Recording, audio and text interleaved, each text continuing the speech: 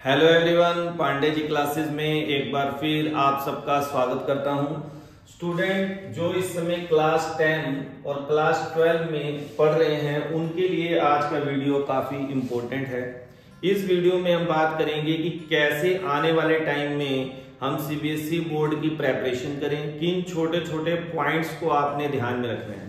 जैसा कि आप सबको पता है, प्रैक्टिकल की डेट सीबीएसई ने मेंशन कर दी है 1 जनवरी टू 15 फेब। तो इससे स्टूडेंट आप एक आइडिया लगा सकते हैं कि जो आपके फाइनल एग्जामिनेशन है थ्योरी के म्यूजिक, फिजिकल और इलेक्टिव सब्जेक्ट जितने हैं उनकी बात करें तो 15 फेब के आसपास स्टार्ट हो जाएंगे।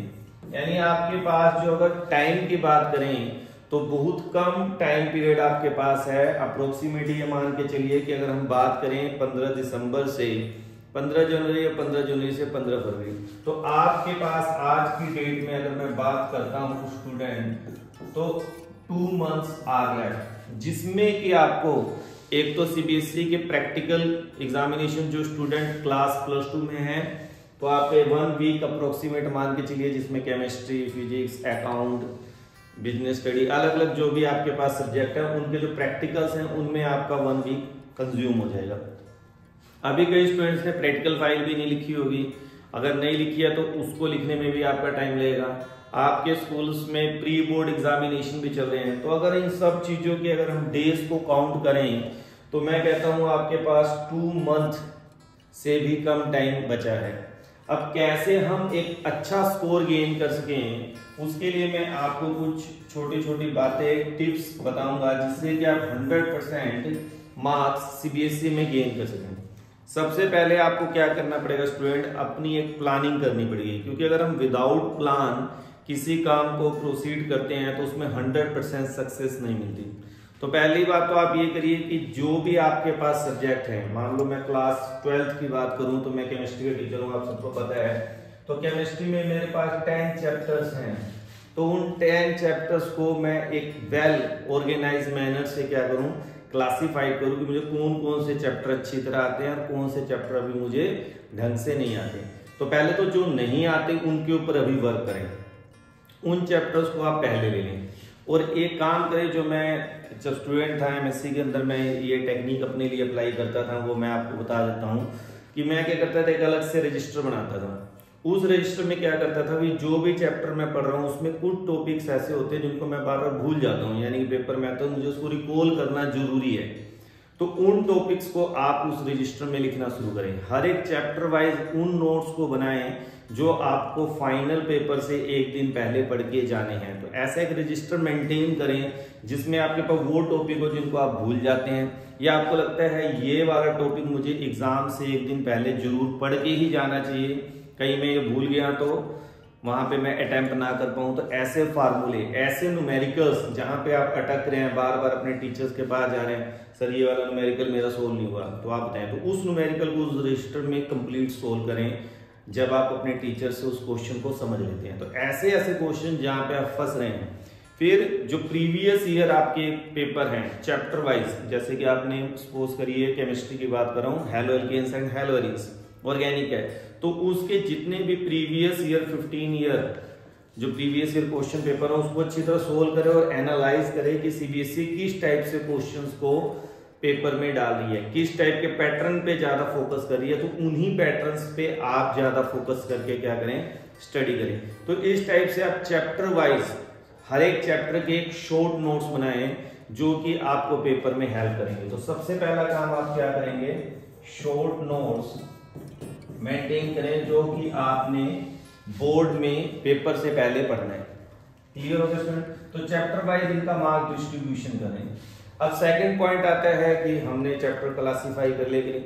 अब पेपर का पैटर्न, जैसे कि इस बार आप सबको पता है कि एमसीक्यू भी है, तो जो कई बच्चे सब्जेक्टिव की प्रेपरेशन तो काफी अच्छी कर लेते हैं मगर ऑब्जेक्टिव की प्रेपरेशन नहीं करते हैं।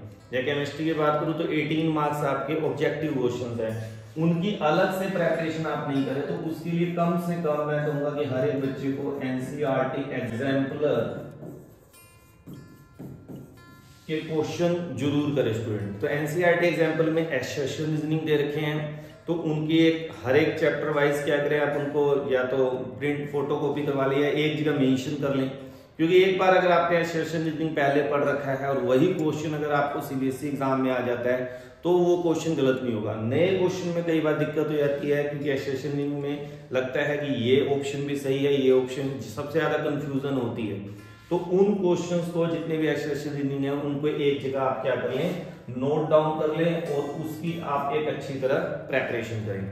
जो क्वेश्चन, फिर मैं वही कहूंगा कि एसोसिएशन रीजनिंग कर रहे हो जहां पे आपको लग रहा है कि आपने पहली बार सोल्व किया, ओके सही है, उन क्वेश्चंस के ऊपर आपको ज्यादा ध्यान नहीं देना। जिसका आंसर आपका गलत आ रहा है वो उस रजिस्टर के अंदर आपका मेंशन होना चाहिए कि मैंने फर्स्ट टाइम इसका जवाब ये दिया था, ए दिया था, मगर इसका ऑप्शन तो सी है, तो वो आपको मेंशन होना चाहिए विद रीजन कि ऐसा क्यों हुआ।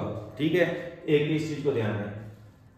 एक मैं सबसे बड़ी इंपॉर्टेंट बात मानता हूं एग्जाम के अंदर अच्छे स्कोर गेन करने के लिए, दैट इज अटेम्प्शन, कि आपका सीबीएसई में बोर्ड का अटेम्प्शन कैसे होता है, ये बड़ा ही इंपॉर्टेंट है। आज मैं स्टूडेंट्स के, जैसे हमारे यूटीज चल रहे हैं तो उसमें पेपर कलेक्ट कर रहे थे, तो हमारे एक सर ने कहा इन बच्चों को कम से कम हर एक ऑप्शन में ऐसे लिखना चाहिए।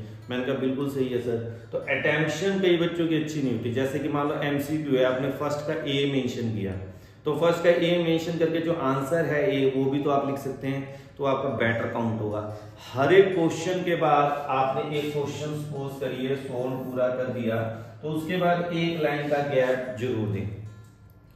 दूसरी बात, जब आप पेपर को अटेम्प्ट कर रहे हैं सेक्शन वाइज अटेम्प्ट करें। मान लो सेक्शन ए के हैं तो ए के सारे क्वेश्चन करें, फिर बी के सारे क्वेश्चन करें, फिर सी, फिर डी। अब किसी बच्चे को लगता है मैं पहले सेक्शन ई करना चाहता हूं, तो आप सेक्शन ई पहले कर दे, कोई दिक्कत नहीं, मगर ई के सारे क्वेश्चन एक साथ होने चाहिए। फिर मैं सी करना चाहता हूं, डी, कोई भी आप कर सकते हो, उसमें कोई दिक्कत नहीं है, मगर कोशिश करें कि हर एक सेक्शन का जो क्वेश्चन है वो एक ही पैटर्न में सोल्व हो, ताकि एग्जामिनर को बार बार पेपर को शिफ्ट ना करना पड़े। नहीं तो इरिटेटिंग हो जाता है टीचर के लिए, पहले सेट ए का क्वेश्चन पढ़ रहा है, फिर उसके सेट सेक्शन बी का आ गया, तो कई बार कंफ्यूज, आप टीचर को कंफ्यूज ना करें पेपर चेक करते हो, तो उसको एक कहते हैं ना हेल्दी एटमोस्फेयर आप जितना अच्छा प्रोवाइड करेंगे एग्जामिनर को उतना आपके लिए बेटर होगा। दूसरा, राइटिंग बिल्कुल क्लियर लिखें, आराम से करें, क्योंकि टाइम सफिशिएंट होता है आपके पास एग्जाम में। जो भी मेन पॉइंट आप चाहते हैं कि एग्जामिनर इस क्वेश्चन के आंसर को पढ़े, उसको पेंसिल से अंडरलाइन कर दें। जैसे हमारी केमिस्ट्री में कई क्वेश्चन के जवाब होते हैं due to hydrogen bonding, due to resonance, तो इन वर्ड्स को अंडरलाइन कर दे कि एग्जामिनर इन पॉइंट्स को फोकस करे कि हाँ भाई ये इंपॉर्टेंट पॉइंट है, उसको पढ़ा, चलो जी आगे। इसी तरह जब आप कोई केमिकल रिएक्शन या कन्वर्जेंस करते हैं स्टूडेंट, तो उनके नेम जो हैं वो जरूर मेंशन करें, रिएक्टेंट का नाम, प्रोडक्ट का नाम। एक चीज और याद रखें, मैं कई बार ये बात कहता हूं कि पेपर में अटेम्प्ट वही करें जो आप 100% श्योर है। If you are doubtful, left it. मान लो कोई चीज है कि यार ये भी लिखना चाहिए मगर मुझे याद नहीं आ रहा, तो उसे छोड़ दीजिए। ठीक है, जरूरी नहीं है कि टीचर उस चीज को मेंशन करे। कई बार डेफिनेशन आ जाती है तो हम कहते हैं एग्जाम्पल लिखना चाहिए, मगर आपको एग्जाम्पल प्रॉपर नहीं आ रहा तो मत लिखिए, लिखिए तभी जब आप 100% श्योर हो।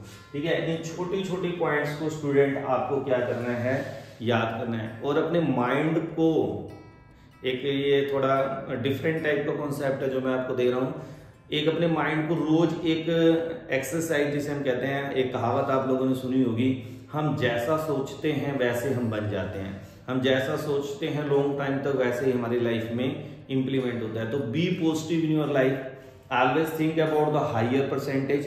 आई गॉट 95%, 100%। अब कई बार बच्चों को लगता है सर मैं तो 70% पे हूँ, आप मुझे कह रहे हो 95 के बारे में सोचूं। सोचने में तो बेटा कुछ नहीं जा रहा है, तो सोच लीजिए। क्यों? व्हेन यू थिंकिंग 95, तो आपका जो माइंड है, सबकॉन्शियस माइंड, वो 95 की तरफ अपने आप आपको वर्क करवाएगा, and you get more then which you think. यानी कि आप 95 को या 100 को जब चेस करते हैं और एक आप सोच रहे हैं 75 आ जाए तो सफिशिएंट है, तो आपका माइंड केवल 75 तक को आपको हार्ड वर्क करेगा। But if you think for 100% marks, then your mind work for 100%, and of course you get 90, 95। क्योंकि कुछ ना कुछ कमी रहती है, तो 1% घट भी गए तो कोई ज्यादा लॉस नहीं जा रहा। तो ये आपकी सोच भी बड़ी इंपॉर्टेंट होती है कि आप किस टाइप से सोचते हैं कि मुझे कितने मार्क्स चाहिए। तो इन छोटे छोटे पॉइंट्स को आप ध्यान रखें। सीबीएसई के एग्जाम बहुत ही नजदीक आ चुके हैं। मैं हर एक बच्चे को कहूंगा अपना ध्यान अदर एक्टिविटीज से हटाकर केवल पढ़ाई पे डाल दें। सोशल मीडिया में, सोशल मीडिया जैसे व्हाट्सएप स्टेटस, इन सब चीज़ों से अपने आप को दूर रखें। यूट्यूब में आप वीडियोस अगर देख रहे हैं तो अगर आप एजुकेशनल वीडियोस देख रहे हैं तो वेरी गुड, उनको आप देख सकते हैं। मगर अगर एजुकेशनल वीडियो के साथ साथ आप गेम की तरफ जा रहे हैं, फेसबुक की तरफ जा रहे हैं, तो उनसे अपने आप को अवॉइड करिए। या फिर आप एक काम कर सकते हैं कि अपने फुल डेज में 24 आवर जो आपके पास है उनमें एक फिक्स टाइम कर लीजिए, 30 मिनट 20 मिनट, कि भाई इतने टाइम में सोशल मीडिया के साथ इंटरेक्ट करूंगा, बाकी टाइम में मोबाइल से बिल्कुल क्या रहूंगा, दूर रहूंगा। तो छोटी छोटी बातें हैं स्टूडेंट्स, इनको अपनी लाइफ में इंप्लीमेंट करिए और मैं कहता हूं कि एक बहुत ही अच्छा स्कोर आप सीबीएसई में गेन कर पाएंगे। अगर किसी स्टूडेंट्स को लगता है कि ये वीडियो इंफॉर्मेटिव है, अदर स्टूडेंट्स के पास जानी चाहिए, तो आप इस वीडियो को आगे शेयर करें और जो न्यू व्यूअर हैं चैनल को सब्सक्राइब करें। बहुत जल्दी नेक्स्ट वीडियो मिलते हैं। Thank you, have a nice day.